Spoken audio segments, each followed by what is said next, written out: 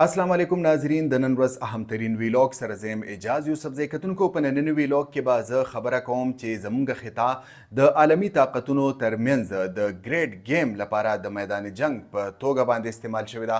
همیشه افغانستان د عالمی طاقتونو ترمنځ د مفاداتو لپاره میدان جنگ جوړ شوی دی.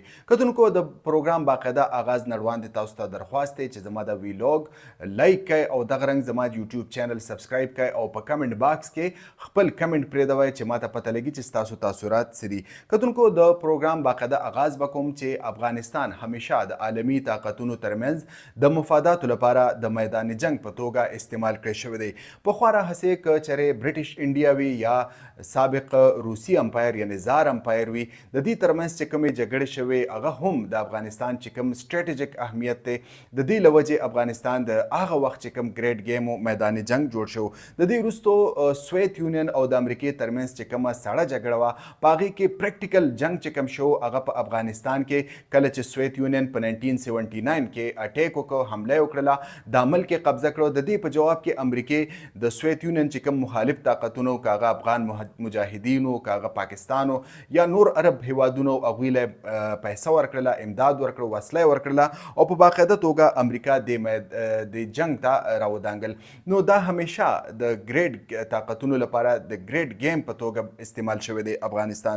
اوس موجوده وخت کله نه چې افغانستان کې طالبان په اقتدار کې راغلي دي، نو افغانستان یو وارې بیا د چین او امریکې ترمنځ د مفاداتو لپاره یو محور په توګه جوړ شوی دی. داسې ښکاري چې افغان طالبان د چین او امریکې ترمنځ یو بیلنس خارجه پالیسي لري، کوم چې یو ښه عمل دی. بیلنس خارجه پالیسي ساتل د ټولو ملکونو په حق کې ده. داسې ونه شي چې افغانستان د چین طرف ته ټول وزن واچي یا امریکې طرف ته ټول وزن واچي. که چېرې داسې وشي نو افغانستان به یو وارې بیا د جنګونو میدان جوړ شي. کتونکو زه به خبره کوم چې د سوویت یونین خلاف چین هم جنګېدلی. چین پاکستان ته په دغه جنگ کې تقریبا $1 ارب ورکړي. یعنې په سوویت یونین خلاف چې کوم افغان مجاهدین جنګېدل یا د هغوی په شا چې پاکستان ولاړو، امریکا ولاړه وه، سعودي ولاړو او دغه رنګ نور عرب طاقتونه ولاړو، دغه رنګ چین هم د پاکستان طرف ته ولاړو او په دغه جګړه کې پاکستان ته $1 ارب امداد ورکړی. کتونکو زه به لږ ذکر وکړم چې د چین او افغانستان ترمنځ داسې باقاعده تعلقات اگر چې نه وو، خو په 1990 لسیزه کې یعنی 1990s کې چې کله افغان طالبان په اقتدار کې راغلل، نو د چین حکومت د افغانستان سره داسې براه راست تعلق نه او نه افغانستان په رسمي توګه منلی. خو ولې داسې رپورټس مخې ته راغلو چې د چین کومه ټیکنالوجي کمپني ده هوای ټیکنالوجیز، هغه په افغانستان کې څه ناسې انویسټمنټ کړو او د طالبانو چې کوم کمیونیکیشن سیسټم او خاص کر ټلیفونیک سیسټم په دې کې دغه هوایي کمپنۍ خپل سرویسز یا خدمات فراهم کړو. د دې نه علاوه چې کله کابل کې د افغانستان نه د امریکې انخلا وشوله، کابل کې د طالبانو اقتدار راغی، د دې وروستو چین واحد ملک و چې د چین ناظم الامور په باقاعده توګه دغه ټرانزیشن یعنې د اقتدار انتقال چې کوم د دې ستاینه وکړله او ویې ویل چې اوس افغانستان ته خپل اصل حکمرانان میلاو شوي دي. کتونکو دا یو ډیر لوی ډیولپمنټ و. زه به لږ ذکر وکړم چې افغانستان کې تقریبا د $1 ارب معدنیات پراته دي او دا لویه خزانه ده.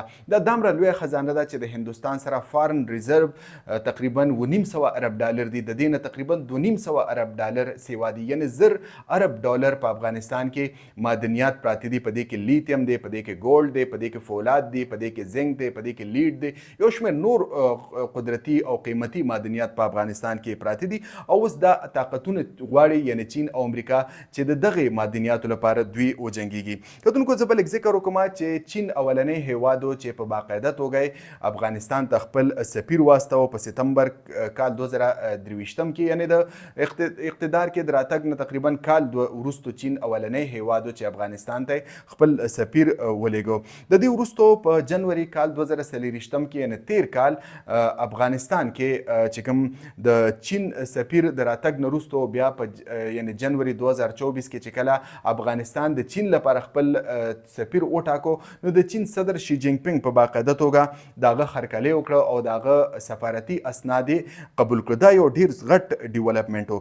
د دې نه لږ غونتې وړاندې یعنی اګست کال 2023 کې د افغانستان حکومت یعنی د طالبان حکومت مختلف مقامی کمپنو سره معاهده وکړي او ځینې راپورټس وایي چې دا تقریبا 8.5 ارب ډالر معاهده وي مقامی کمپنو سره شوي. ولې ځینې خلک وایي چې دغه مقامی کمپنۍ په مختلف غیر ملکي کمپنو سره په پارټنرشپ کو او ځینې راپورټس دا هم وایي چې د کومو مقامی کمپنو سره افغان طالبانو دغه 4.15 ارب ډالر معاهده کړې وي. د دې پارټنران یا خو چین دی، ایران دی یا ترکیه دی.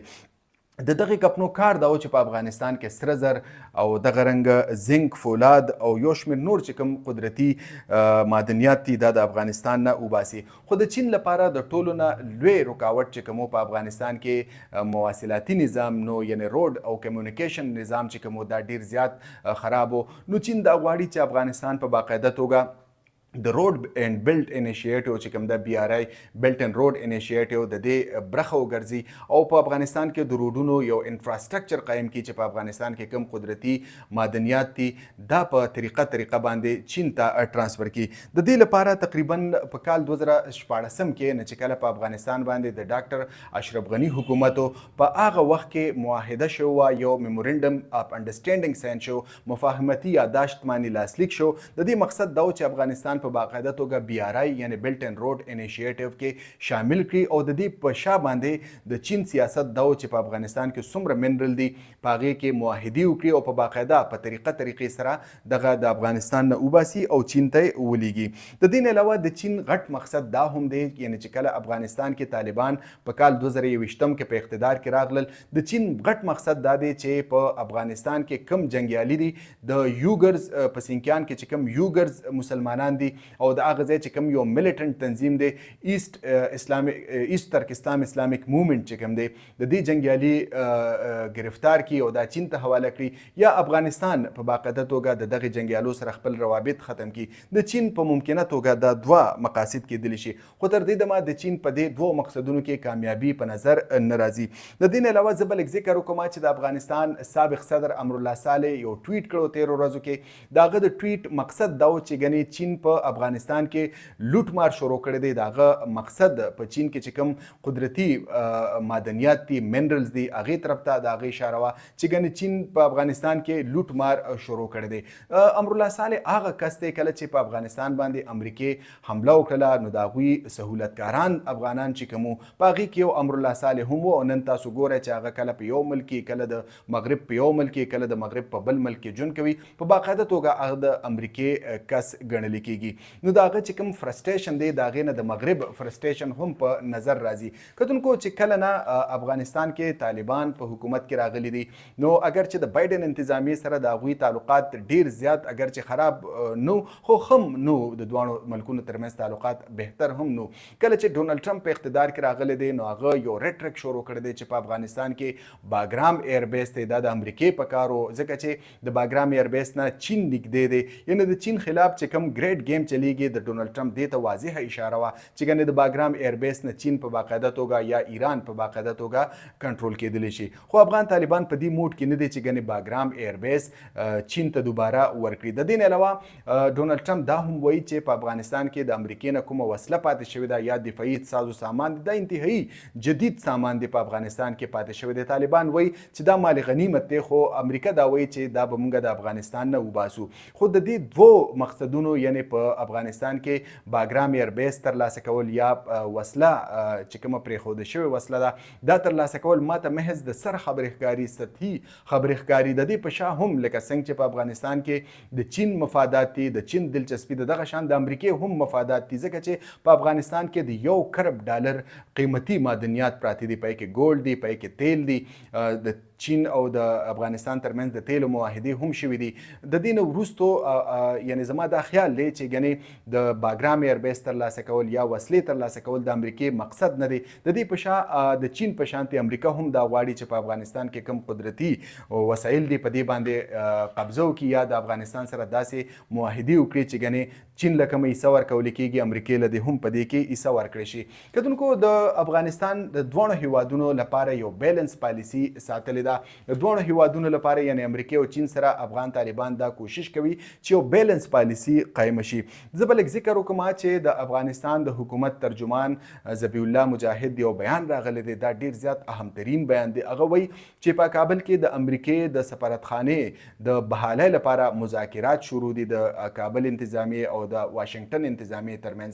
دغه رنګ په واشنگټن کې چې کوم د افغانستان سفارتخانه ده دا په باقاعده توګه د افغانستان عبوري حکومت له د ورکولو لپاره هم مذاکرات شروع دي. کتونکو که افغانستان حکومت په دې کې کامیاب شو د امریکای سره سفارتي تعلقات قائم کړو نو دا به د دوی لپاره یو ډیر لوی اچیومنټ وي، ځکه چې یو خوا به هغوی د چین سره ښه تعلقات وي، بل خوا به د افغانستان سره ښه تعلقات وي. بیا داسې هیڅ یو طاقت نشته دی په دنیا کې چې د افغانستان خپې ووخي یا د هغوی خلاف څه پراپګنډه وکړي یا څه جنګي مهم ترسره کړي.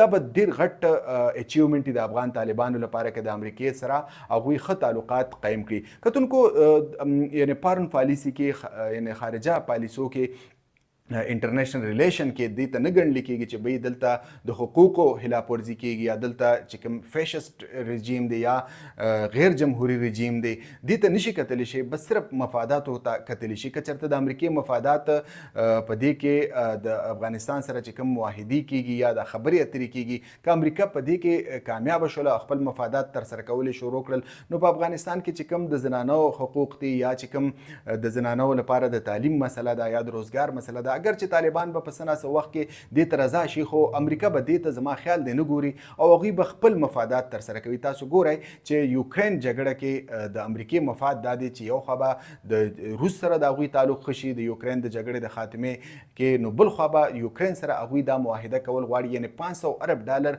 د یوکرین سره معاهده کول غواړي. نو دغه رنګ په دغه طرز باندې امریکا د افغانستان سره هم معاهده کول غواړي. ځینې راپورټونه داسې راغلي دي، اگر چې دا خبرونه په مین سټریم میډیا نه دی راغلي خو بیا هم ځینې راپورټونه وایي چې د افغانستان کې په قدرتي معدنیاتو باندې په قیمتي معدنیاتو باندې د ډونالډ ټرمپ نظر دی او داسې ښکاري چې افغان طالبان د دواړو طاقتونو سره یعنی د چین سره او د امریکې سره یو بیلنس خارجه پالیسي قایمول غواړي.